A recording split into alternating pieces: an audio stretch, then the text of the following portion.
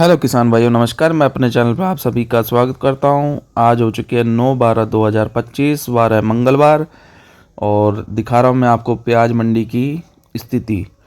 तो अलवर मंडी में प्याज की आवक और दिनों के मुकाबले अब थोड़ी कम दिखाई देने लगी है। इसका जैसा कि मुख्य कारण आपको मालूम है, बांग्लादेश की बॉर्डर खुलने से कुछ भाव में सुधार देखा गया। इस वजह से किसानों को और भी उम्मीद होने लगी है कि प्याज के भाव में और भी सुधार देखा जा सकता है, जिससे उनकी नुकसान की भरपाई हो सके। तो इस वजह से अलवर मंडी में प्याज की आवक कम दिखाई दे रही है।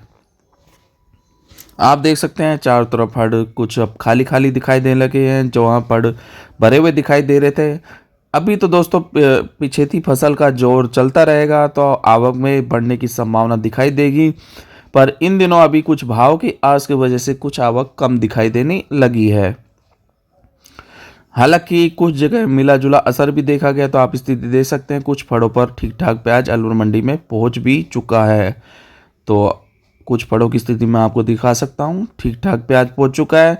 हालांकि जो पिछले दिनों आवक हो रही थी, ऐसी आवक अभी अलवर मंडी में नहीं दिखाई दे रही है।